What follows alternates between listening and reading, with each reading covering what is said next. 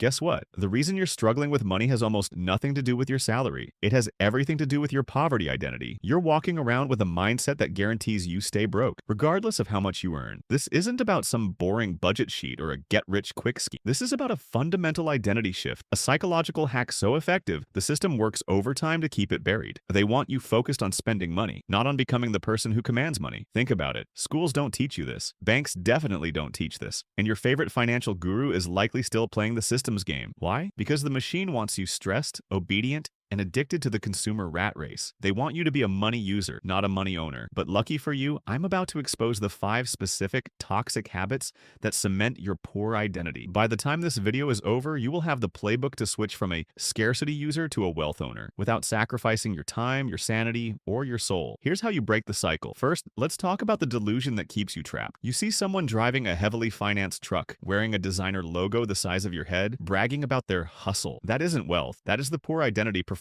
for an audience. They are spending money they don't have on things they don't need to impress people whose opinions are worth. It's the validation trap. People spend their entire lives chasing a temporary hit of status. They buy the huge house to look successful, knowing they're chained to a 30-year financial master. They lease the car to look rich, while their bank account balance screams emergency. Let me be clear. If you need to show off money to prove you have it, you don't have it. The truly wealthy, the untouchable ones, don't play this game. They don't need validation. They don't need to flex liabilities. They wear cheap clothes because they are secure in their ownership identity. They spend their energy owning systems, real estate, and assets that command respect, not chasing fleeting luxury items that advertise debt. Real wealth isn't about looking rich. It's about control. Control over your time, your choices, and your freedom. And the only thing stopping you from achieving that is the poor identity you stubbornly cling to. Ready for the real truth? You are poor not because of what you make, but because of what you think you deserve to spend. You are operating in a consumption mindset, and it is designed to keep you broke forever. There are 2 primary mindsets in the world, and they dictate everything. The scarcity mindset, the consumer. This person thinks, I deserve this because I worked hard for it. They trade time for money, and immediately trade that money for a temporary feeling, a new gadget, a night out,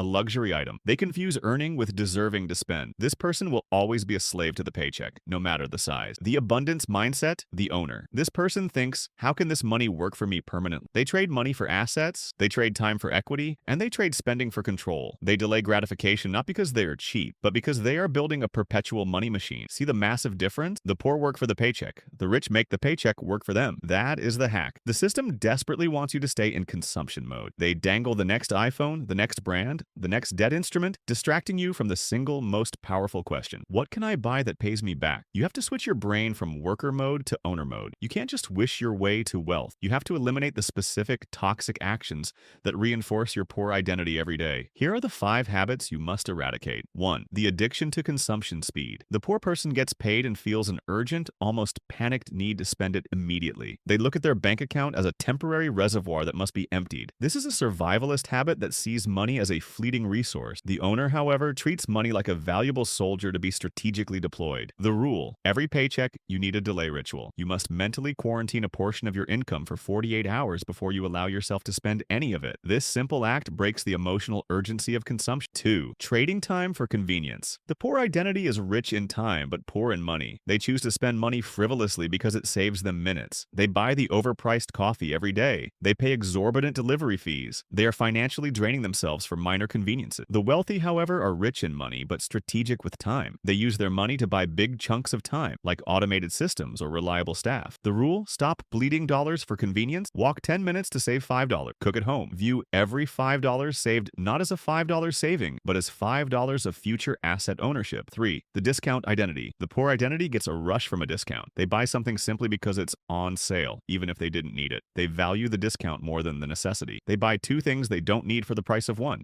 and call it winning. The rich identity values quality, longevity, and return on investment. The rule: never buy anything solely because it's on sale. Ask yourself, would I pay full price for this if it wasn't discounted? If the answer is no, you are simply trading your future wealth for a temporary retail thrill.